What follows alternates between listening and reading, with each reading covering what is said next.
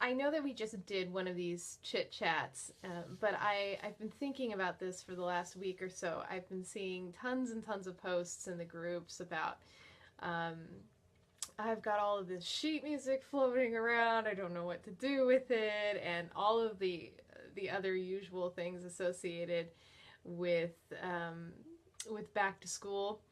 Uh, you know, woes for back to school. So I wanted to just talk today a little bit about how I used to organize my students in the back to school season. Just a couple short announcements before I get going on that, on my prepared notes here. We are so thrilled about the reaction to the big Theory Time partnership announcement. We are very happy and proud to be, representing Theory Time on the digital front. I don't want to write theory books, and Heather's done an amazing job with her series, and she has so many wonderful options for teachers that I'm off the hook. So it just makes total sense. Everything, matches up well with the Piano Pronto series, so we're just absolutely thrilled to be working with them. And you know what? They're just good people too. So we love that strength in numbers, right? So I wanted to, talk today about like the value of studio license materials. So the Theory Time reproducible packets are actually a really great resource that I want to encourage private teachers to check out. Heather originally wrote her reproducible series with the classroom music class in mind. But now that I've really delved into these products as we've been prepping them, they are really, really fantastic for the private or small group setting as well. And that's all of you out there. So the pacing is a little bit slower, which I love because I know my students, the whole reason I ever wrote my little theory workbook that's part of the Piano Pronto series is because my kids were always forgetting stuff, and they just need tons and tons and tons of drill and review and reinforcement work. So I really like her reproducible packets in the Theory Time series because they do offer very basic concepts and just drill, drill, drill. And I love that they're reproducible because then you can use them studio-wide. So I really want to encourage you to check those out because even though they're, originally intended for the classroom, they absolutely will work fantastic in the private lesson setting and great value there. Also, Halloween's coming up. We just released a little mini songbook from Barbara Becker yesterday.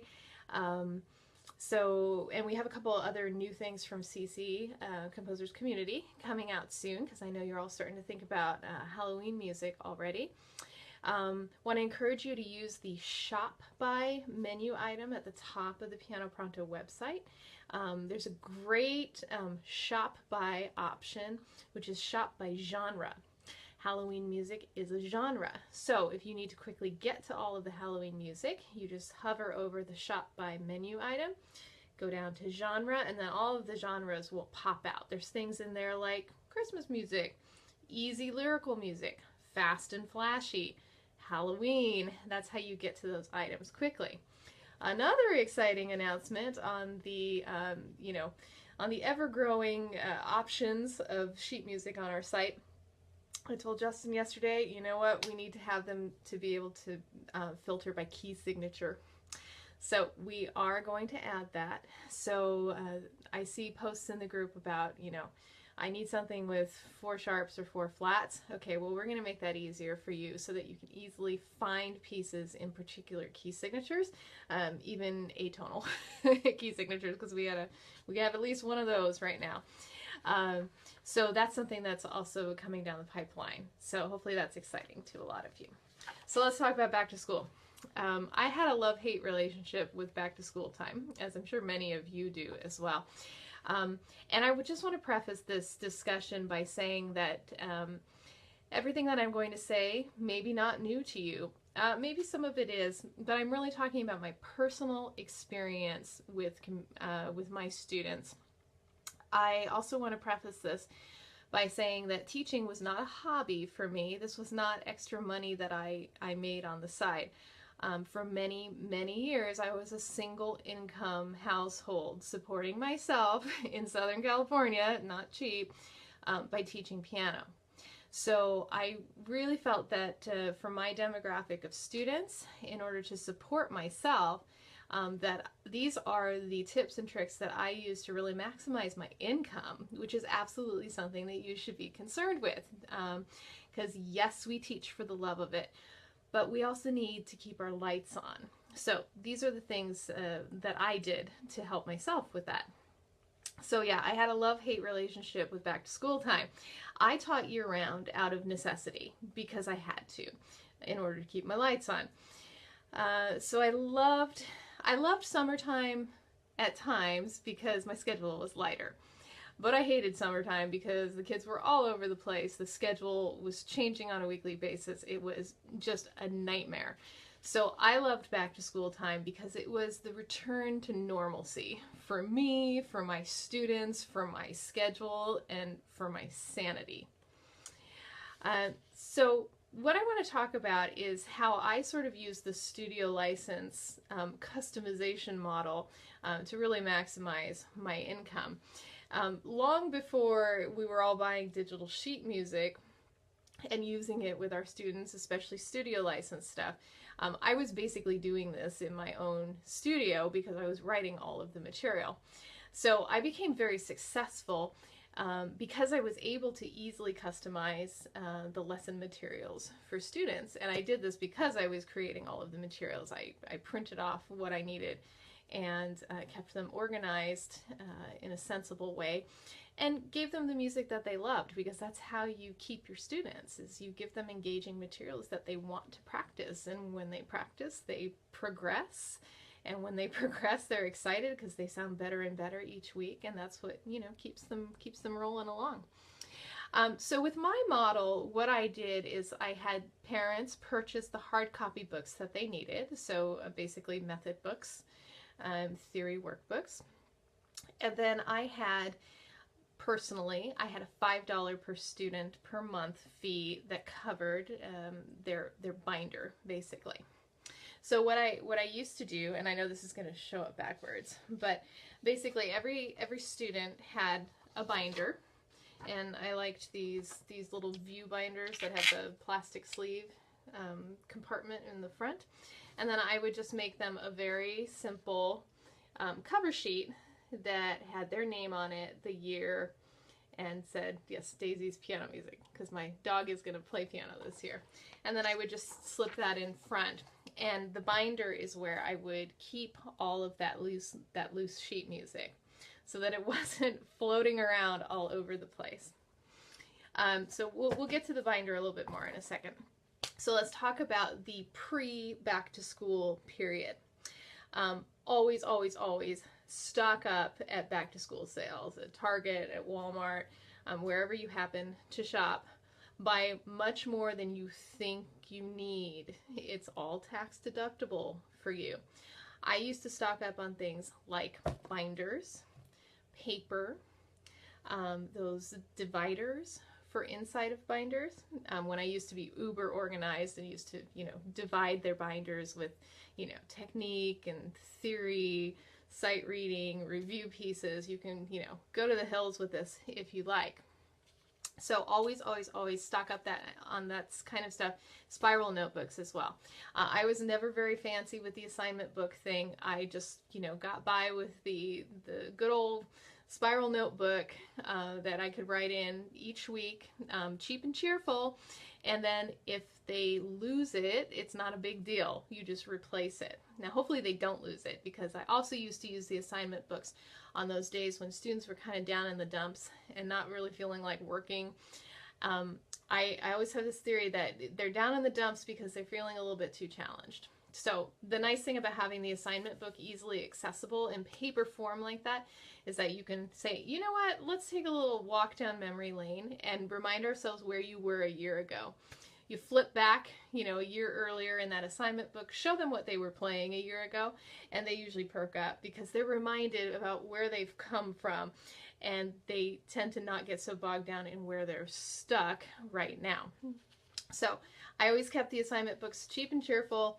You can keep them right in their binders so everything stays organized. In the pre-back to school period, when you need parents to buy books, we have a wonderful system on the Pronto website where you can send a pre-filled cart to a parent. So you basically, load up a wish list, and you can name the wish list with that student's name. Buy these books for Nathan. And then you load up the wish list, and then you email it to the parent. All they have to do is hit the add all to cart button and check out. It's that easy. They won't make any mistakes. They won't show up with the wrong books, and if they do, it's because you filled the cart incorrectly.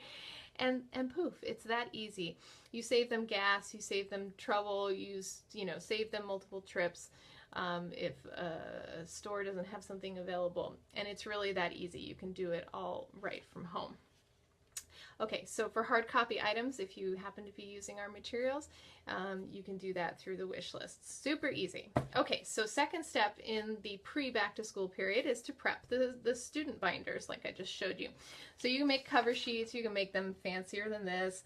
I did used to find though that students really like to see their name in print, so it is nice if you can include their name somehow.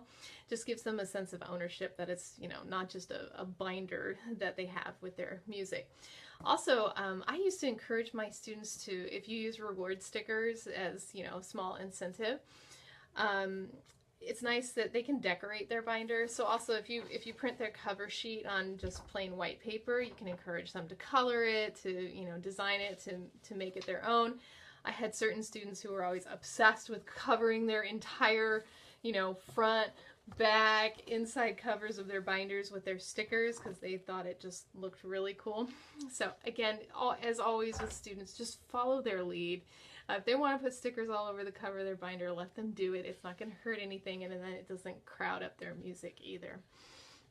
And as I was saying earlier, you can get uber organized if you like. If you want to include a pencil pouch in their binder, that's a great idea. If you want to divide up the different sections, you can do that. Why do I recommend 3-ring binders over something like coil binding or comb binding? Well, for me and for my students, we needed the ability to move things around easily. I found that my students were most effective during the week practicing without me when we put everything that they were supposed to be doing at the very front of the binder. Sometimes you just have to take the thought process out of it and keep it simple. So with 3-ring binders, you can at least move things around very, very easily. Speaking of 3-ring binders, another thing you might want to stock up on at those back to school sales are those little stickers that go around the holes in the paper. Because if you've got more aggressive page turners in your studio, you are going to have pages that break. I used to have students who thought that was really funny and liked to fix the pages with the little sticker reinforcers. So those are a handy thing to have on hand. Now, while you're doing all of this stocking up for back to school, organize and file your expenses. Remember, all of this stuff is tax deductible, and even studio licensed music. So I find that I stay most organized when I print receipts and file receipts and log receipts as I'm doing it. Don't wait until the end of the year, because then you're going to get to tax time and you're just going to go nuts. I keep most of the stuff organized in Google Sheets, which is just like Excel, but it's online so that I can access it wherever I am. If you're worried about security, you might want to do this just within your personal computer system on a spreadsheet program like Excel. But I cannot recommend highly enough that you keep track of your expenses and you organize these things as you go. And I'm a spreadsheet girl, so if you use something like QuickBooks or whatnot to manage your home business, then absolutely do that. Otherwise, Excel has gotten me along just fine, even for my very complicated accounting needs. Okay, so let's talk about prepping yourself for back to school now that we've talked about prepping your students for back to school. I was a traveling teacher, which meant that I had to kind of drag the kit and caboodle with me to lessons. I didn't like to drag a lot of things, and as I got towards the end of my teaching tenure, it tended to be pared down more and more. I kind of got to the point where I traveled with one sticker book, my red pen, a pencil, and an iPad. But I realized that you may want to be a little bit more prepared than I was. And what I would suggest is that you, number one, organize what I call an emergency sight reading binder for those I forgot my book situations which arise. I see a lot of posts about this. I kind of chuckle to myself when I see responses like, you should punish them and make them play scales for an hour. Okay, let's be real. People are human. People forget things. I am not talking about habitual forgetfulness. That's another issue entirely that needs to be dealt with. But let's face it, life happens to people and things get forgotten. And it's okay. So as teachers, I feel like we need to be prepared to make lemonade out of those, lemon-infused situations. So I always used to have just a small binder of emergency sight reading stuff that I toted along with me that had a variety of stuff in it that would allow us to fill the lesson time in those instances where they forgot their music. In my mind, if they forget their music, then they are to just repeat last week's lesson at home and then make sure they remember their books the next week. I would also suggest that you have a separate binder that has extra printed out studio license materials that you can hand out. I call this an emergency binder as well on those days when just nothing is working with a student. And we all know what that is and that it happens often. And it's good to just have some really surefire material. I'd keep extra copies of Endgame, for instance, in my emergency binder and say, okay, I can tell we're just having a day here. So we're having a day and that's okay. Let's try something else, because sometimes that's all that needs to happen is you just need to kind of switch courses to snap them back into the activity. So emergency sight reading binder for the I forgot my book situation, and have a bundle of extra studio license materials that you can just hand out. This could also include worksheets. It doesn't just have to be things that are played on the piano.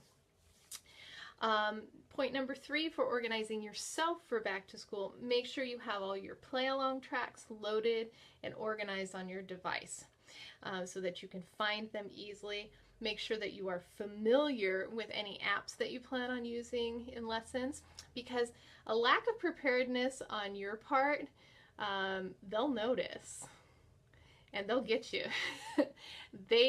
You don't want to have that lag time in the lesson. You want to make sure that everything is running smoothly and without a hitch, because that is really a key to successful lessons as well. You need to give the impression that you are absolutely on top of your game at all times. Otherwise, they will try and push you around, and we don't want that. Okay, so I've talked a lot about studio license music, and I get a lot of questions about how to be economical about this. And I really do believe that there is great value in studio license music, and then you can actually stand to make some money off of it as well. So tip number 1 for me, get a laser printer.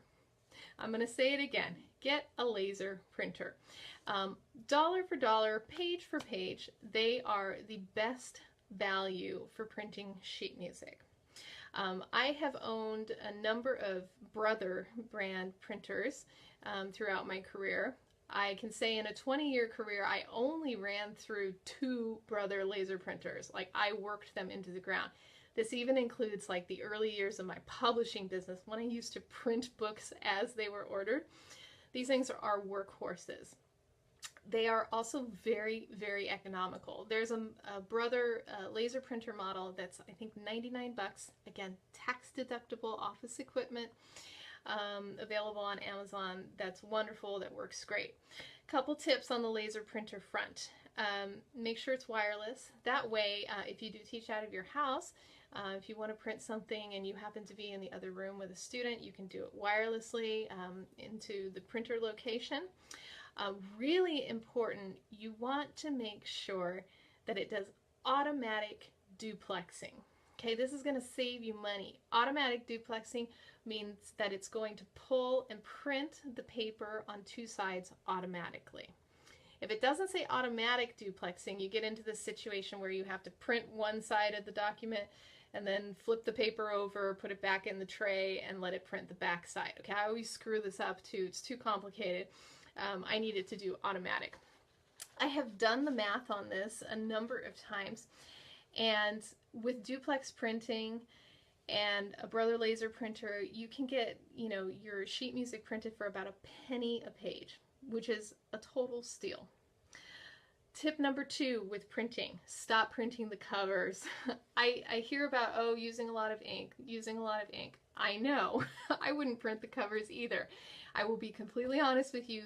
I love the cover designs, but they are designed mostly for website appeal, or just for, you know, the pretty factor for when you're using the sheet music and the songbooks on a digital on a digital device like an iPad. That's what they're there for. I don't intend you to print all of these cover pages. They're there for a sales and marketing perspective mostly. But what I would say is, if you have a student, especially a student who maybe struggles a little bit in the lesson process, if they do a really great job on a song, and, you know, let's say they've worked really hard on something, you know what, going and printing that color cover for them might be a really nice way to reward them at the end of the piece. Maybe you go and print them a really nice copy of it, and that is a nice reward that is not sugar-based, that, you know, is something to show them, like, yes, you know, I'm really proud of you for achieving this. Here's a really nice, fresh copy of your piece that you just worked so hard on. With laser printers, your main expense that you're going to incur is for the printer toner and the drum. Those are 2 separate things that are components in a laser printer. The toner cartridge, obviously, is what provides the ink, and the drum is actually the item that the toner cartridge fits into, and it is responsible for pulling the paper. So when you start getting a lot of paper jams in your laser printer, it's because your drum unit, which typically lasts about 20,000 pages, is starting to get old and needs to be replaced. Usually you will see notifications on your computer as well that this item needs to be replaced. The drum is more expensive than the toner.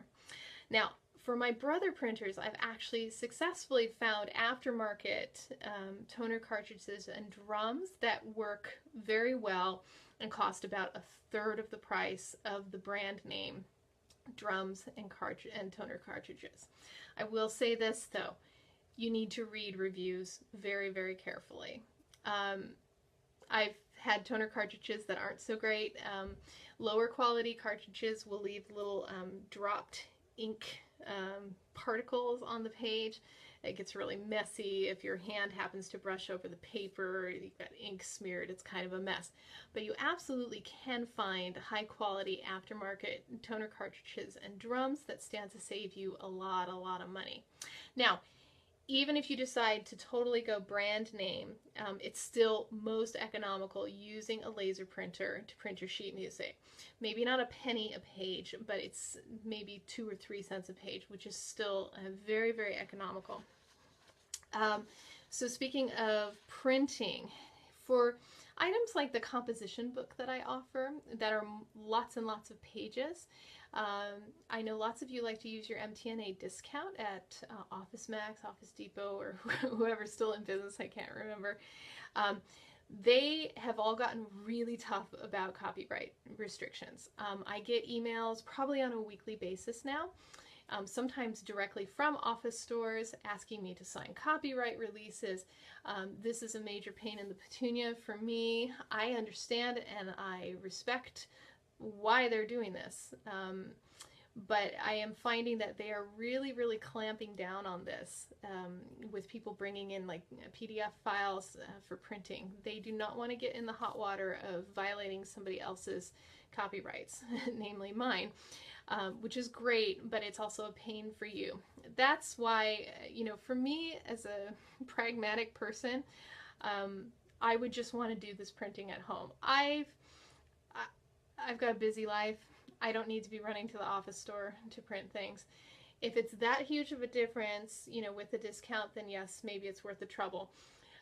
Otherwise, I don't know why you wouldn't just do it at home. That's what makes the most sense to me. we thought about creating a blanket sort of like license form for office stores. But most of them have their own in-house internal copyright waivers that they want the owner of the intellectual property to sign. So again, this just adds time to your process. So anyways, that's something to keep in mind, that office stores are really cracking down on this. So it's not going to be as easy anymore to just walk in with a PDF and say, hey, I need 20 copies of this, since they're clamping down. All right, so let's talk about also keeping yourself organized on your computer. I recently got a bit of a verbal smackdown about my lack of organization in my on my multiple computers here in the office. So I am a big cheerleader for, nip it in the bud and do it now before school starts. Get yourself organized. You'll feel much better. You'll feel empowered by it. It's kind of like tidying up your house too, purging old stuff and organizing what you have so that you know where everything is, so that you can easily access it when you need it. So organize your folders. If you buy digital sheet music from multiple companies, maybe you want to organize it by company. Maybe within that folder structure, you want to divide things from, by category, by duets, by solos, theory worksheets. Maybe you want to put all the freebies that you get, that are floating around or that people offer, into a separate folder, so that for copyright reasons, that you are permitted to print unlimited copies of the things in that particular folder. This again will save you time while you are lesson planning, because your time is valuable and you need to be cognizant of that. All right, so now we're on the verge of back to school time. I know many of you have already gone back to school, have already started your regular teaching schedule, but those of us in places like California, where schools don't start until after Labor Day, we're still on the verge. One tip I have, if you can work it into your schedule, maybe not this year, but you think about this for next year. I always took the first week of school off because it is just too much for everyone to try and get back in the swing of things with each and every activity that the students are involved with. I found that when I did that, my sanity was spared a bit, and it was just easier to walk in on the second week of school, and the students were a little bit more relaxed and ready to go, sort of being out of that initial frenzy of going back to school. Send out copious amounts of schedule reminders. I know lots of you have really cool ways of staying organized with your studio calendars, so I'm not going to tell you how to do that. I used to just organize a simple Google Calendar and share it with all of the studio parents. That's an easy way to do it. But make sure that you contact them more than you think you need to, as emails tend to, get buried quickly. All right, point number 3 is a really important one. I'm going to ask you to exercise empathy. I'll say it again. I'm going to ask you to exercise empathy. Remember that kids have been out of their routine for probably the last 3 months. They are in just as much of a transition as you are. They are coming out of a period of time where they probably didn't have a regular bedtime, they haven't been doing homework, they haven't been in any sort of structured schedule. And so it often takes them, I think, probably the first 4 to 6 weeks of the school year to sort of get back into the routine of things. Guess who else I want you to have empathy for? And I'm going to get in trouble for this, parents. They also have been out of their routine. Many parents look forward to summertime because they do have more free time to spend with family. And it's a bit of a jolt when school time hits and all of a sudden you're shuttling kids from activity to activity and things go awry with scheduling. Let's talk about scheduling. I really, really fervently believe that it's all about compromise. And I do believe in having some empathy for parents. I see a lot of really, really hardline policy stuff talked about in the groups. I totally respect that. I ran a very successful business, but I also compromised quite a bit because I like to remind people that life happens to you as well as a teacher, and compromise is a two-way street. I can't tell you the number of times in my teaching career that I've had parents who were literally scared to death to tell me that they had a schedule change with a sport because they thought I was going to drop them. So often, things are out of the parents' control. Case in point, I had a little girl who was on a club soccer team, and the coach just took off and quit like the first week of practice. Okay, so they were scrambling to find a new coach. They got a new coach in, but the coach was available, but was only available on different days. There are certain times that is completely out of the parents' control. And I think it's important for us as teachers to remember that there are two sides to every story, and that most often parents are not trying to stick it to you. They are often just as fearful to talk to you about having to change a schedule. And I know it's a hassle, but I truly believe that if you're too hardline on some of this stuff, that it will come back to bite you. Because remember, life happens to you as well. So that's my little soapbox moment. For me, I sort of had a tactic to account for flakiness and scheduling stuff that has gone awry. I always tended to overschedule myself by about 10% to allow for unexpected drops, flakiness, and to give myself just a little bit of breathing room financially. So that if I had somebody who had to cancel last minute one week, it wasn't, like my financial house of cards was going to fall down. So that was my own tip. I would overschedule myself by about 10% in terms of student load, just to account for, life happening. And I will encourage you to wait until October for all of the dust to settle with your scheduling. It would be great if it was perfect from week one, but guess what? It's not going to be, and that's okay. You need to just learn to roll with it. And hopefully some of the strategies I've talked about, with having things pre-organized will just keep you happy, keep the kids progressing. I wouldn't plan on making a ton of progress in that first month in the back to school period. It's really about getting reacquainted with your students. And I want to encourage you to also, talk about the freshness of a new year. Whatever happened last year was last year. This is our fresh start together, and we're ready to move on to new things. So in those first few weeks of the back to school period, you really want to amp up the excitement factor with getting them going on new music, maybe some new activities, maybe if you've discovered some new apps or new activities that you found out through some of our wonderful teacher groups here online. You want to definitely get those going so that your students are jazzed up about their new year of piano. This also sends a nice signal to your students that you are also still learning, that it is not always about dictating to them what they need to learn, but also that you are still out there actively discovering things that are new and hip and cool. That will give them the sense that you are also invested in this process and that you're not just stuck in what you've been doing for the last 30 years and doing it the same way over and over again. So I want you to consider using that first lesson in the back to school period as predominantly a sight reading or maybe a duet lesson. Maybe introduce one new piece to the student.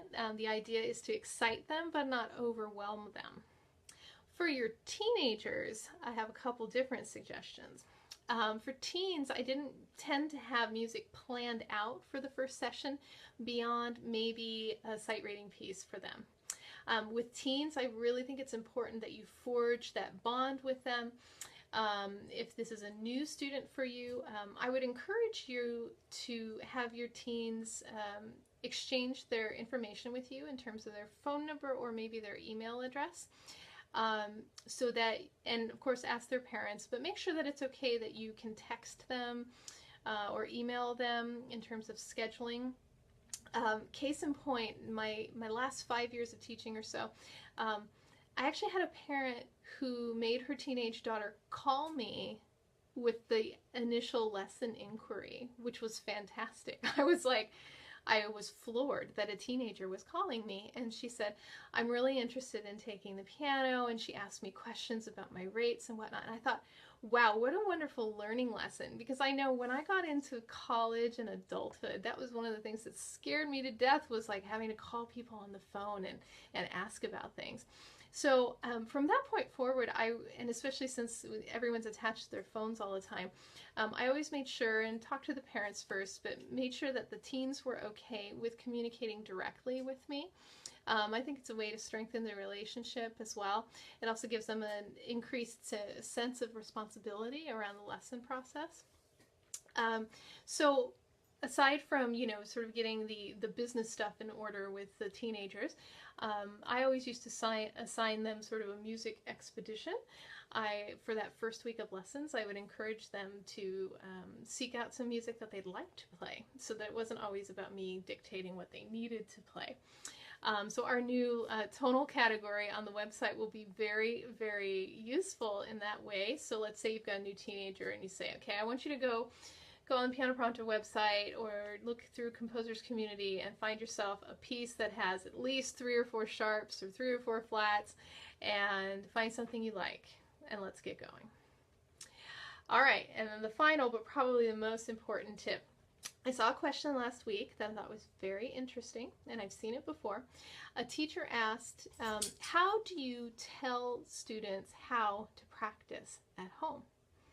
My response was very simple to this, that it is less about what you say to a student and more about what you show them. In my opinion, you don't need to say anything about how they should be practicing. You need to show them how they should be practicing. I always structured the lessons, the weekly lessons, in a way that I wanted them to be practicing at home from start to finish. So, and I would stay very consistent about this, unless we had, some new thing in the mix that sort of threw a kink in things. I would always structure the lesson in the same way. And then I usually found that it was enough just at the end of the lesson to say, okay, so you remember everything that we did today? We started with X, then we did Y, then we did Z. Okay, I need you to do that for the next 6 days now. I won't be sitting here in the chair with you, but I want you to do that exact same process, and that's what I need you to do at home. Or at least for me, I was in their home, so I would say, come to the piano and do that for the next 6 days.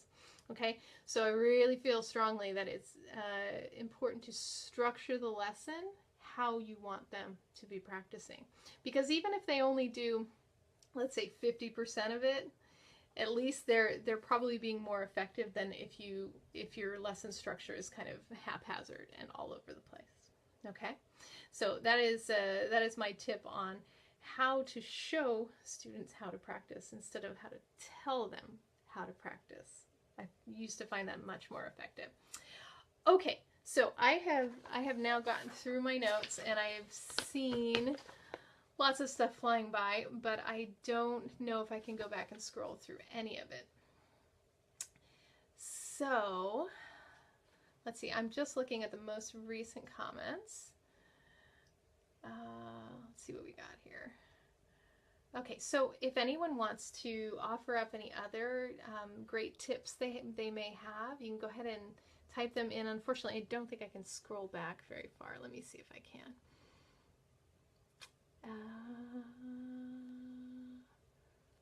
Just give me 1 second. Yeah, so Jill was saying, I do simple duets when they come back after a break or play an old piece they enjoy playing. Yes, absolutely. Review work is great in those first few weeks of back to school.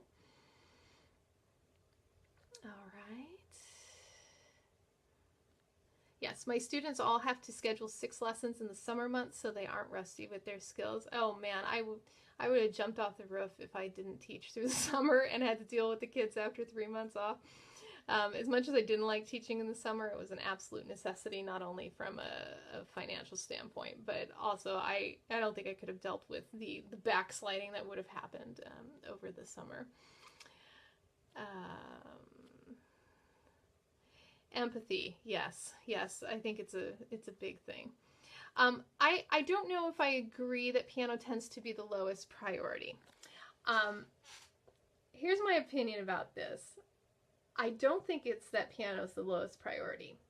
I think it's that the parents have the perception that of all of the vendors, and you are a service person slash vendor, of all of the service people that they deal with, that you may be the one who has the most flexibility.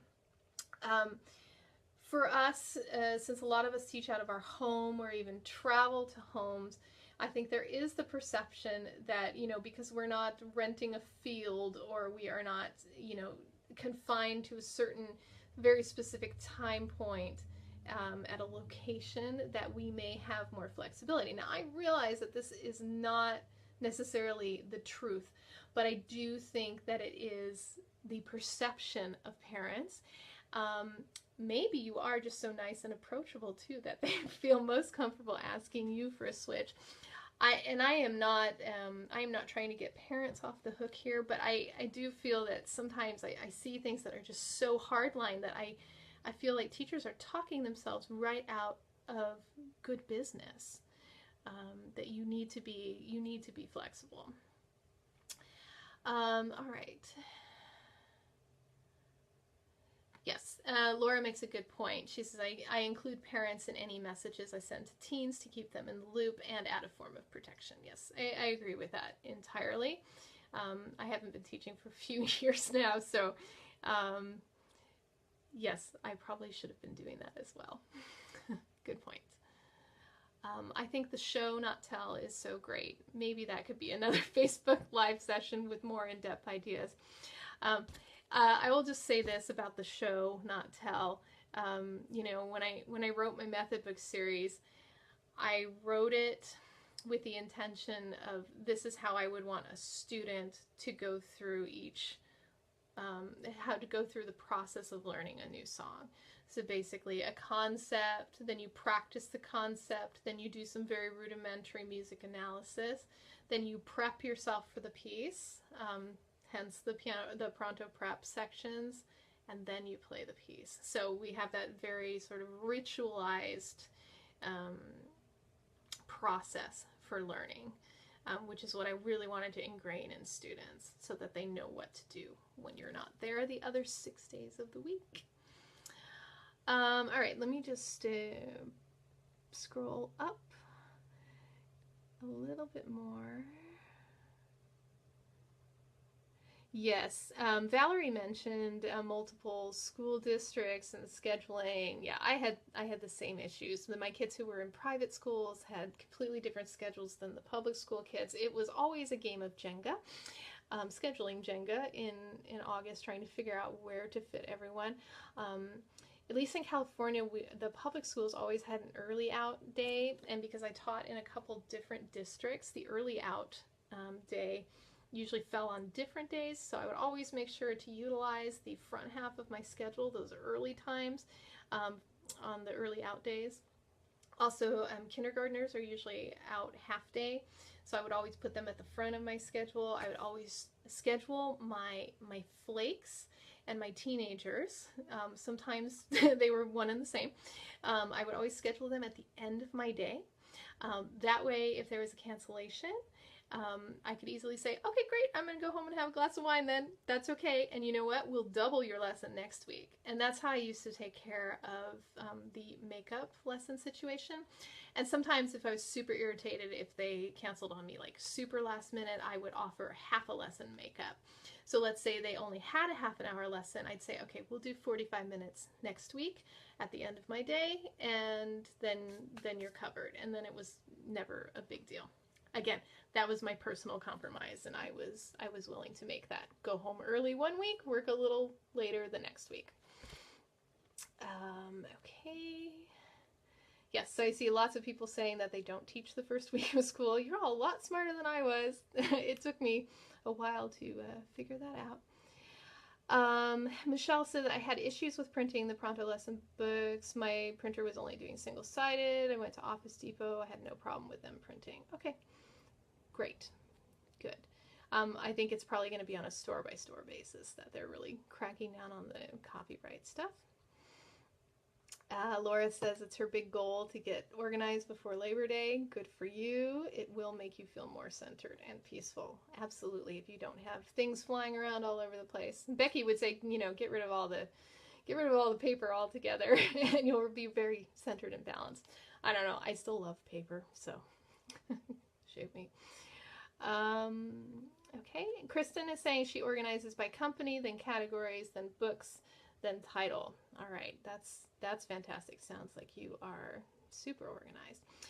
What kind of printer have you found most cost effective? Okay, I think I talked about that. Yes, laser printer, laser printer, laser printer all the way.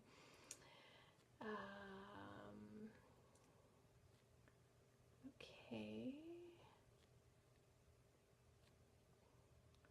Okay, and Robin Fehrenbacher actually mentioned the HP Instant Ink program, which I know is great. I had another customer I was chatting with last week who said she uses that. I don't know much about that, so probably something worth checking into, especially if you're doing a lot of printing. Again, it's just so much more convenient to print from home. Okay, so I think looks like we've got most everything covered. Jenny asked, with the copyright issue, is there any blanket document with contacts on it that you could produce? Yeah, we have thought about that. I think we will produce that, but I have a feeling for some office stores it's not going to be good enough, because just yesterday, I think it was Office Max sent me their own internal copyright clearance thing that I had to sign and scan and send back, and then they emailed me again and said, well, what does this mean? And you know, they're not used to dealing with things that say things like single user license versus studio license, so it's a bit tricky. So, you know, I'm willing to roll with that for a while, but if I start getting too many of those things in my inbox, it makes me a bit nuts. So that's another reason that I really wanted to talk today about how economically you actually can print at home, and then by tacking on an extra material fee for your students. And if some of you do that on a yearly basis, I did it on a monthly basis per student.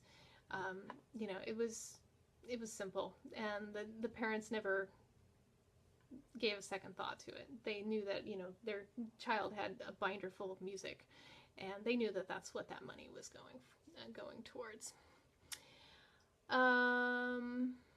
Okay, perfect. And then Heather posted the link for the HP Instant Ink program. I love my Bright Brother laser printer too. Okay, great. So I think I'm all worn out and my coffee's cold now. So I hope that you found this helpful today. We're going to try and edit this down a little bit and nab it off of Facebook and post it on our YouTube channel and in the teacher resources section as well. So if you have any additional questions or comments, you know, go ahead and keep posting in the live feed here. And yeah, always great to be with you. I'm thinking I should have a radio show or something. I kind of like talking to myself. So anyways, I hope you all have a great day, and yeah, make it a musical one and go get organized. All right, we'll see you online. Bye.